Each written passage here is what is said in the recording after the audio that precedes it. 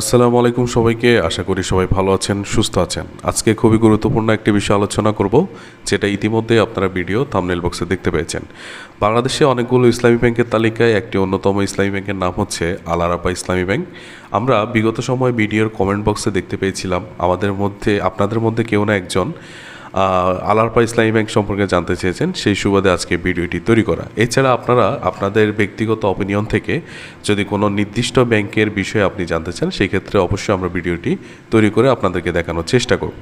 ওকে, আজকে আমাদের আলোচনার বিষয় 2026 সালে এই মুহূর্তে এসে আপনি যদি আল আরাফাহ ইসলামী ব্যাংকে 1 লক্ষ টাকা ফিক্সড ডিপোজিট করতে চান, সেক্ষেত্রে আপনি কত টাকা লাভ পাবেন, আপনার কি কি কাগজপত্র লাগবে, প্রত্যেকটি বিষয় কিন্তু আমাদের এখান থেকে জানতে পারবেন। ওকে, বিস্তারিত জানার জন্য প্রথমত তাদের ভেরিফাইড ওয়েবসাইটে চলে যাচ্ছি। দেখতে পাচ্ছেন যে আল আরাফাহ ইসলামী ব্যাংকের তাদের যে ভেরিফাইড ওয়েবসাইটটি আসছে, এখানে আমরা চলে আসছি। ইসলামী ব্যাংকগুলো বা দেশের প্রাইভেট ব্যাংকগুলো থেকে শুরু করে প্রত্যেকটি ব্যাংক তাদের ব্যক্তিগত ভেরিফাইড ওয়েবসাইট ব্যবহার করে থাকে। সেখানে তাদের নির্দিষ্ট যে প্রফিট রেটস বা তাদের যে সার্চের শিডিউলগুলো আছে, সেগুলো কিন্তু তারা প্রতিনিয়ত আপডেট করে থাকে। সেই সুবাদে কিন্তু আমরা তাদের যে ওয়েবসাইটটি আসছি, এখানে চলে আসছি। আসার পরে দেখতে পাচ্ছেন তাদের রেটস এবং চার্জ সম্পর্কে একটি অপশান দেওয়া আছে। এখানে ক্লিক করার পরে দেখতে পাচ্ছেন আমরা নিচে আসছি। এখানে হচ্ছে ডিপোজিট রেট শিট, তাদের যে ডিপোজিট স্কিমগুলো আছে, সেই ডিপোজিট স্কিমের যে রেটগুলো আছে সেগুলো কিন্তু দেওয়া আছে।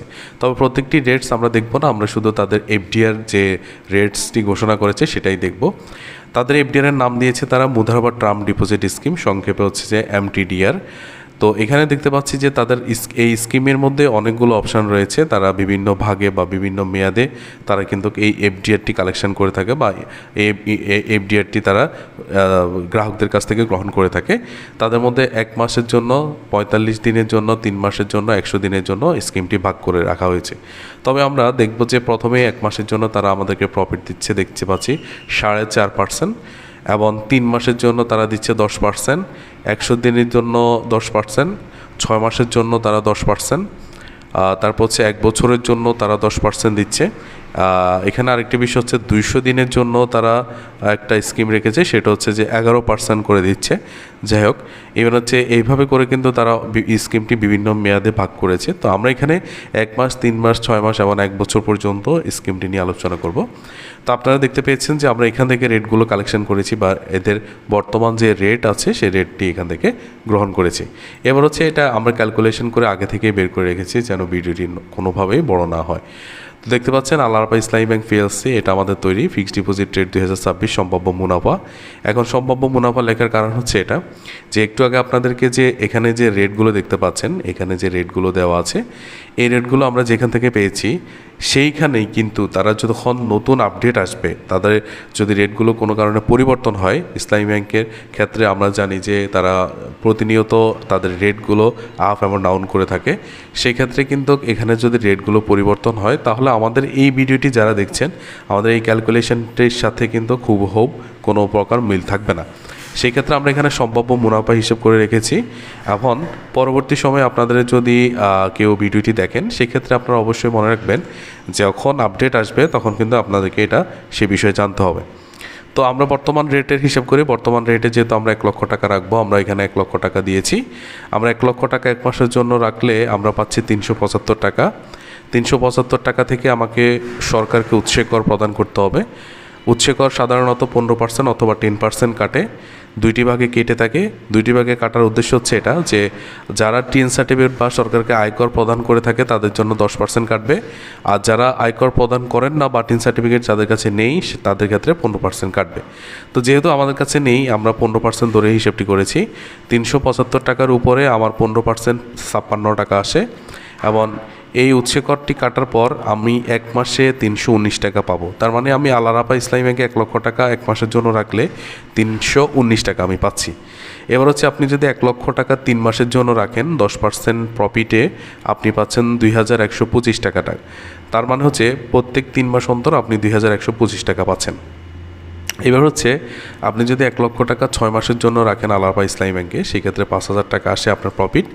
মূল প্রফিট থেকে আপনার 15% কাটা যাবে 750, আপনি ট্যাক্স কাটার পর হাতে পাবেন 4250 টাকা। এবার হচ্ছে আপনি যদি 1 বছরের জন্য এফডিআরটি করেন, তখন হচ্ছে আপনি পাচ্ছেন 10,000 টাকা। আপনার উৎসে কর কাটা যাবে 1500 টাকা, আপনি ট্যাক্স কাটার পর হাতে পাবেন 8500 টাকা। এখান থেকে আরও কিছু কয়েকটি প্রশ্ন নিব। সেটা হচ্ছে যে অনেকেই 3 মাস বা 6 মাসের জন্য রাখবেন টাকা, বা 1 বছরের জন্য টাকা রাখবেন। সেই ক্ষেত্রে অনেকে দেখা যাচ্ছে 3 মাসের জন্য টাকা অ্যাকাউন্টটি করে দেশে বাইরে চলে যান, বা অ্যাকাউন্টটি ভাঙেন না। সেক্ষেত্রে বলবো যে আপনারা 3 মাস পরে এটা কিন্তু অটোমেটিকলি প্রত্যেক 3 মাস অন্তর অন্তর চলতে থাকবে। আপনাকে এটা কোনো প্রকার নতুন করে আবার করতে হবে না। অনেকে ভাবেন যে 3 মাস হয়ে গেছে, 3 মাস পর আবার নতুন করে করতে হবে, এরকম না। এটা অটোমেটিকলি 3 মাস অন্তর অন্তর চলতে থাকবে। আর আপনি যদি 1 বছরের জন্য করে 3 মাস বা 6 মাসের মাথায় ভেঙে ফেলেন, সেক্ষেত্রে আপনি কোনো প্রকার লাভ পাবেন না। ব্যাংক নির্দিষ্ট যে সময় দিয়েছে সেই সময় অতিক্রম করতে হবে। এবার নিচে একটা নোট লিখেছি আমরা, সেটা হচ্ছে মুনাফার রেট যদি পরিবর্তন হয় তাহলে আপনার লাভের পরিমাণ পরিবর্তন হবে, এবং ব্যাংকগুলোর রেট সবসময় এক থাকে না। তাই নতুন আপডেটের বিষয়ে বিস্তারিত আপনাকে জেনে নিতে হবে। এটা আমরা নোটে লিখে রেখেছি, এটা অবশ্যই আপনাকে বুঝতে হবে। এবার আলোচনা করব যে আপনি এই যে অ্যাকাউন্টটি দেখেছেন, এই অ্যাকাউন্টটি করতে আপনার কী কী ডকুমেন্টস নিয়ে যেতে হবে। তো ডকুমেন্টসের ক্ষেত্রে যেটা নিতে হবে সেটা হচ্ছে অ্যাকাউন্ট খোলার কাগজপত্র, গ্রাহক যার নামে অ্যাকাউন্টটি করবে তার voter ID card, passport, driving licence, জন্ম নিবন্ধন। এই 4টি ডকুমেন্টসের যে কোনো একটি ডকুমেন্টস যদি গ্রাহকের কাছে থাকে, সেই ক্ষেত্রে ওই ব্যক্তি অ্যাকাউন্টটি করতে পারবে, এবং গ্রাহকের বয়স অবশ্যই 18 অধিক হতে হবে। 2 নম্বর হচ্ছে গ্রাহকের পাসপোর্ট সাইজের 2 কপি সদ্য তোলা ছবি নিতে হবে। নমিনির ক্ষেত্রে নমিনির voter ID card, passport, driving licence এবং জন্ম নিবন্ধন, নমিনির পাসপোর্ট সাইজের অবশ্যই 1 কপি ছবি সদ্য তোলা নিতে হবে। এখানে আরেকটি বিষয় বলি, নমিনিকেও আপনি অবশ্যই চেষ্টা করবেন যে 18+ বয়স হতে হবে এরকম একজন নমিনিকে দেওয়ার জন্য। আরেকটি বিষয় ক্লিয়ার করি, সেটা হচ্ছে জন্ম নিবন্ধন। অনেকে জন্ম নিবন্ধন দিয়ে অ্যাকাউন্টটি করতে চান। জন্ম নিবন্ধন দিয়ে অ্যাকাউন্টিং করলে আপনাকে মনে রাখতে হবে আপনার জন্ম নিবন্ধনটি কোনোভাবে যেন অ্যানালগ সিস্টেমে না হয়ে থাকে। অ্যানালগ সিস্টেম বলতে হচ্ছে, আপনারা জানেন যে ইউনিয়ন পরিষদ থেকে বা পৌরসভা থেকে আমাদেরকে আগে যে জন্মসনদগুলো দিত, যেই জন্মসনদগুলো যে আপনার হাতে লেখা ছিল, বা অনেকে যে কপি করা ছিল। তো বর্তমানে যেহেতু ডিজিটাল জন্মসনদ দিচ্ছে, এবং কম্পিউটার ভিত্তিক বা ভেরিফিকেশন কপি যেটা আছে সেটা আপনি নিয়ে যেতে পারেন। সেখানে আপনি ভেরিফাই কপির মধ্যে আপনি ডান পাশে আপনার একটা ছবি যুক্ত করে সেটা আপনার ইউনিয়ন পরিষদের চেয়ারম্যান, অথবা আপনি যদি পৌরসভা থাকেন পৌরসভার সচিবের মাধ্যমে আপনি সেটাকে সত্যায়িত, বা কাউন্সিলের মাধ্যমে সেটা সত্যায়িত করে আপনি অবশ্যই ব্যাংকে নিয়ে যাবেন। এটা শুধুমাত্র যারা জন্ম নিবন্ধন দিয়ে অ্যাকাউন্টটি করতে চান তাদের ক্ষেত্রে। অন্যথায় যদি আপনি ভোটার আইডি কার্ড বা পাসপোর্ট দিয়ে করেন, বা ড্রাইভিং লাইসেন্স দিয়ে করেন, সেক্ষেত্রে সেগুলো ফটোকপি করে নিয়ে গেলেই হবে। এছাড়া অন্য কোনো ডকুমেন্টস আর লাগবে না। তো এই ছিল বিস্তারিত। আশা করি পুরো বিষয়টি বুঝতে পেরেছেন। আপনাদেরকে অসংখ্য ধন্যবাদ। আমরা প্রতিনিয়ত ব্যাংকের যে সকল ভিডিও আপলোড করে থাকি অবশ্যই দেখার চেষ্টা করবেন। আমরা এখানে প্রত্যেকটি ভিডিও চেষ্টা করি অথেন্টিক দেওয়ার জন্য, এবং অথেন্টিক তথ্য দেওয়ার জন্য আমরা চেষ্টা করি। এছাড়া অবশ্যই আপনার মনে রাখতে হবে যে কোনো বিষয়ে অবশ্যই আপনি নিকটতম শাখায় গিয়ে, আপনার আশেপাশে যে ব্যাংকের শাখা আছে সেখানে গিয়ে বিস্তারিত অবশ্যই জানবেন। নির্ধারিত অফিসার আপনাকে সব কিছু বুঝিয়ে বলুন। সবাইকে ধন্যবাদ। আসসালামু আলাইকুম ওয়া রাহমাতুল্লাহ।